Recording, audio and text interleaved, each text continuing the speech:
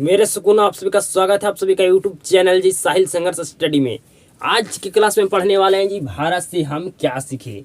ये आपका गोधोली भाग 2 बुक का आपका ये आपका तीसरा नंबर चैप्टर है जी। 2 चैप्टर आपको ऑलरेडी हम पढ़ा चुके हैं जी। ठीक है जी। तो आज की क्लास में भारत से हम क्या सीखें बिल्कुल 100% आपको हम समझाएंगे, जिसके वजह से आपका ना एग्जाम में ऑब्जेक्टिव प्रश्न छूटेगा ना आपका सब्जेक्टिव प्रश्न छूटने वाला है जी। ठीक है जी। बिल्कुल ध्यान से समझिएगा इस चैप्टर को जी। सबसे पहले मैं आपको लेखक परिचय कराऊंगा, उसके बाद आपको हम पूरा इस पार्ट को डिटेल में आपको समझाऊंगा जी। ठीक है जी। तो बिल्कुल क्लास में आप शुरू से अंत तक बने रहिएगा।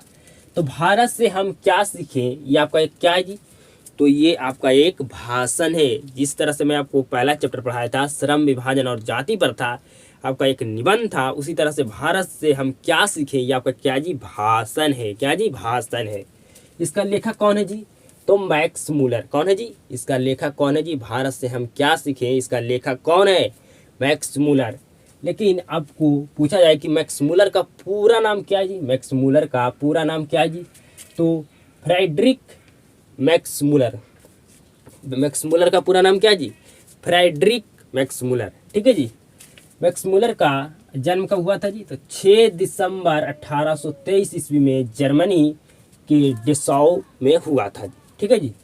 इसका पिता का क्या नाम था जी, मैक्स मूलर का पिता क्या नाम था जी, विल्हेल्म मूलर। क्या था जी, इसका पिता के नाम क्या था जी, तो विल्हेल्म मूलर। ठीक है जी। आपको समझ में आ रहा होगा। और मैक्स मूलर की रचना है जिसने जर्मन भाषा में अनुवाद किया है, हितोपदेश। ये मैक्स मूलर की रचना है जिसको जर्मन भाषा में अनुवाद किया है जी। कंठ और केन मेघदूत उपनिषदों। ठीक है जी। ये सारा जो रचना है मैक्स मूलर ने जर्मन भाषा में अनुवाद किया है जी। अब यहाँ पर आपका महत्वपूर्ण ये आपका बिंदु है जी। ठीक है, महत्वपूर्ण आपका ये सारा पॉइंट है। ठीक है जी। तो बिल्कुल ध्यान से समझिएगा इसको। मैक्स मूलर 4 वर्ष के हुए। मैक्स मूलर कितना वर्ष के हुए थे जी, 4 वर्ष के। ठीक है जी। उसका उम्र क्या था जी, 4 वर्ष। उनके पिता विल्हेल्म मूलर नहीं रहे। मतलब जब मैक्स मूलर 4 वर्ष का था तब उसका पिता क्या हो गया जी, उसका पिता का मृत्यु हो गया, मतलब उसका पिता नहीं रहे। तो आपसे पूछा जाएगा कि एग्जाम में प्रश्न कि मैक्स मूलर की कितना उम्र में उसका पिता का मृत्यु हो गया था। तो 4 वर्ष का जब मैक्स मूलर का उम्र था उसका पिता का देहांत हो गया था जी। आगे समझिएगा। मैक्स मूलर लैटिन भाषा में कविताएं भी लिखने लगे थे। जो मैक्स मूलर था जी, किस भाषा में कविताएं लिखने शुरू कर दिया था जी, तो आपका लैटिन भाषा में, लैटिन भाषा में जी। ठीक है जी। 18 वर्ष की उम्र में लिपजिंग विश्वविद्यालय में संस्कृत का अध्ययन आरंभ किया। जो आपका मैक्स मूलर था जो 18 वर्ष की उम्र में लिपजिंग विश्वविद्यालय में संस्कृत का अध्ययन आरंभ किया। ठीक है जी। तब तो पूछा जाएगा कि लिपजिंग, आपसे पूछा जाएगा मैक्स मूलर लिपजिंग विश्वविद्यालय में संस्कृत का अध्ययन प्रारंभ कितना वर्ष के उम्र में किया, तो 18 वर्ष की उम्र में उसने लिपजिंग विश्वविद्यालय में संस्कृत का अध्ययन आपका प्रारंभ किया जी। ठीक है जी। आगे समझिएगा। स्वामी विवेकानंद ने वेदांतियों का भी वेदांती मैक्स मूलर को कहा है। तो आपसे पूछा जाएगा एग्जाम में ऑब्जेक्टिव प्रश्न कि स्वामी विवेकानंद ने किसको वेदांतियों का भी वेदांती कहा है जी, तो मैक्स मूलर को। आगे समझिएगा। महारानी विक्टोरिया, ये इंग्लैंड के थी जी। ठीक है जी। महारानी विक्टोरिया ने 1868 ईस्वी में मैक्स मूलर को नाइट की उपाधि दी थी। ठीक है जी। जो आपका मैक्स मूलर है जो भारत के बारे में पूरा भाषण दिया था जी, उसको सुनकर इंग्लैंड की महारानी विक्टोरिया ने मैक्स मूलर को नाइट की उपाधि दी थी। ठीक है जी। कितना ईस्वी में जी, तो 1868 ईस्वी में। लेकिन मैक्स मूलर ने स्वीकार नहीं किया था जी। ठीक है जी, स्वीकार नहीं किया था जी। मैक्स मूलर का मृत्यु कब हो गया था जी, बताइए, तो 28 अक्टूबर 28 अक्टूबर 1900 ईस्वी में मैक्स मुलर का मृत्यु हो गया था जी। ठीक है जी। जो आप लोग पढ़ रहे हैं भारत से हम क्या सीखें, ये आपका क्या जी, एक भाषण है जिसको क्या है जी, भाषण है। इसको मैक्स मुलर ने कौन सा भाषा में लिखा था जी, जर्मन भाषा में लिखा था। ठीक है जी। लेकिन हम लोग पढ़ रहे हैं हिंदी भाषा में जी। ठीक है जी, हिंदी भाषा में। तो इसको जर्मन भाषा से जो आपको हम भारत से हम क्या सीखें, ये आपका जर्मन भाषा में मैक्स मुलर ने लिखा था। इसको हिंदी में कौन ट्रांसलेट किया है जी, तो हिंदी ने इसका अनुवादक कौन है जी, तो इसका है डॉक्टर भवानी शंकर त्रिवेदी।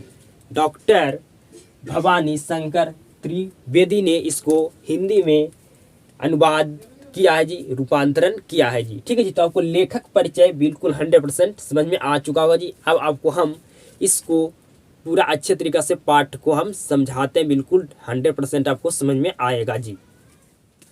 मेरे सुकूनों, आपको कहानी पढ़कर और सुनकर आपको ऐसा महसूस होगा कि जो आपका लेखक है सिर्फ भारत के बारे में ही क्या किया है जी, तारीफ किया है, बड़ाई किया है जी। ठीक है जी। तो हम कहानी के बिल्कुल अच्छे तरीक़ा से आपको हम समझाएंगे जी। जिस तरह से आपको हम लेखक परिचय आपको 100% समझ में आया होगा जी, मैं आपको समझाया हूँ। ठीक है जी। तो बिल्कुल ध्यान से सुनिएगा।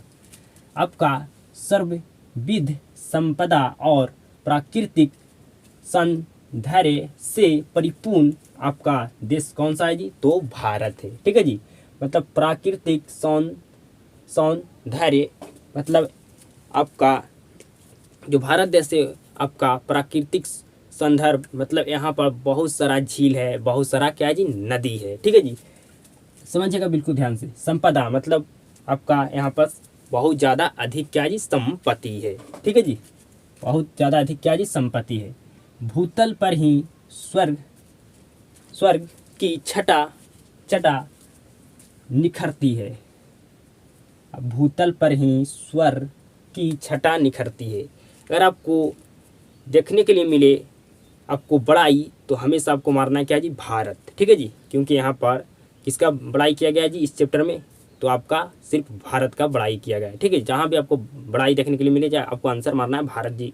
अगर आपको बहुत ज़्यादा बड़ाई देखने के लिए मिले भारत का जी, तो आपको क्या मारना है जी, आपको आंसर मारना है आपको मैक्स मुलर। ठीक है जी। आपका ये जो चैप्टर है इसका बिल्कुल ही ईजी आपका क्वेश्चन बनता है जी आपका। ठीक है जी। आगे समझिएगा। असली भारत ग्रामीण में बसता है। जो विदेशी लोग आते हैं वे दिल्ली, पटना, मुंबई ये सब घूर कर चल जाते हैं जी। ठीक है जी। अगर आपको असली भारत घूमना है तो आपको ग्रामीण में आपको क्षेत्र में जाना होगा, आपको ग्राम क्षेत्र में जाना होगा जी। ठीक है जी। मतलब गांव में जाना होगा अगर आपको असली भारत घूमना है तब। ठीक है जी। आपका असली भारत कहाँ बसता है जी, तो ग्रामीण क्षेत्र में बसता है, गांव में बसता है जी। ठीक है जी। आगे समझिएगा। पुरातत्व विभाग के हेड कौन है जी, तो के कनिंघम। कौन है जी, पुरातत्व विभाग के हेड कौन है, तो के कनिंघम। कनिंघम। ठीक है जी। आपको समझ में आ चुका होगा। आगे समझिएगा। भारत का गवर्नर जनरल मतलब जिस समय ये आए थे उस समय भारत का गवर्नर जनरल कौन था जी, तो वारेन हेस्टिंगम। कौन थे जी, वारेन हेस्टिंगम। ठीक है जी। वारेन हेस्टिंगम मतलब आप जो उस समय क्या था जी, हमारा देश क्या था, गुलाम था, तो अंग्रेजों का ये क्या होता था, पद होता था। ठीक है जी, पद होता था। और आपका वारेन मतलब इसी को आपको 172 दारिस नामक सोने के सिक्का का घड़ा मिला था। आपसे एग्जाम में प्रश्न पूछा जाएगा कि 172 दारिस नामक सोने के सिक्का का घड़ा किसे मिला था जी, तो किसे मिला था जी, वारेन हेस्टिंगम को। किसको मिला था जी, वारेन हेस्टिंगम को। ठीक है जी। आगे समझिएगा। भारत ब्राह्मण या वैदिक धर्म की भूमि है। आपसे पूछा जाएगा कि ब्राह्मण या वैदिक धर्म की भूमि कौन सा देश है जी, तो भारत है। ठीक है जी। आगे समझिएगा। प्राचीन भाषा संस्कृत आपका सिर्फ भारत का नहीं है, ठीक है जी। मतलब पूरा विश्व का आपका प्राचीन भाषा आपका क्या है जी, संस्कृत है। जो आपका संस्कृत आपका प्राचीन भाषा आपका है आपका भारत का, ये पूरे विश्व का प्राचीन भाषा क्या है जी, संस्कृत है, ठीक है जी। और मतलब सबकी अग्रता मतलब बड़ा, ठीक है जी। मतलब पूरे विश्व का प्राचीन भाषा कौन है जी, तो संस्कृत है, ठीक है जी, संस्कृत है।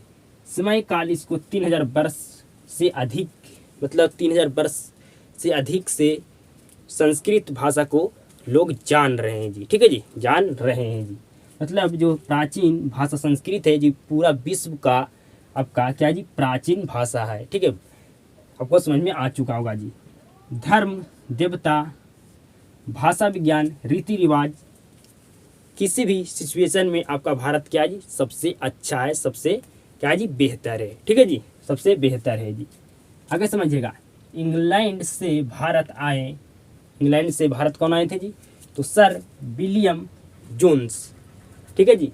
ये समुद्री यात्रा करके भारत आए थे, ठीक है जी। भारत को जब ये देखें तो कहा बिल्कुल बेहतर, बिल्कुल अच्छा देश है, ठीक है जी।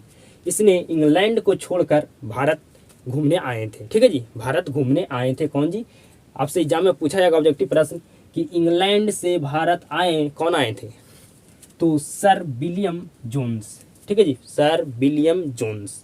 तो आपको कहानी बिल्कुल समझ में आ चुका होगा, ठीक है जी, बिल्कुल आपको समझ में आ चुका होगा जी। आपका भारत का प्राचीन भाषा क्या है जी, तो आपका संस्कृत है। संस्कृत आपका भारत का प्राचीन भाषा सिर्फ नहीं है, पूरे विश्व का प्राचीन भाषा क्या है जी, संस्कृत है, ठीक है जी, संस्कृत है। आपका भारत का तो प्राचीन भाषा आपका संस्कृत है, लेकिन पूरे विश्व का भी आपका प्राचीन भाषा संस्कृत है, ठीक है जी, पूरे विश्व का। और पूरे विश्व में सबसे जो आपका अच्छा कंट्री है जो कौन है जी, आपका भारत है। कौन सा आपका कंट्री है जी, तो भारत आपका कंट्री है, ठीक है जी। तो आपको कहानी बिल्कुल समझ में आ चुका होगा जी, ठीक है जी। ये कहानी बिल्कुल लंबा है, लेकिन आपको कहानी पढ़ने के बाद आपको ज़्यादा उसमें कुछ है नहीं, ठीक है जी। आपको जो इतना हम मुख्य बात बताएं, इतना ही आपका पूरा चैप्टर में आप पढ़िएगा तो आपको समझ में आएगा जी, ठीक है जी। तो आपको समझ में पूरा 100% आ चुका होगा जी। तो आपका ये चैप्टर हो गया समाप्त। अगले क्लास में आपको हम अगला चैप्टर पढ़ाने वाले हैं जी। क्लास देखने के लिए शुरू से अंत तक के लिए आपको धन्यवाद। आप सभी को अगर क्लास अच्छे तरीक़े से समझ में आता है तो इस क्लास को एक शेयर जरूर करना। आप सभी के साथ मुलाकात होता है जी नेक्स्ट क्लास में।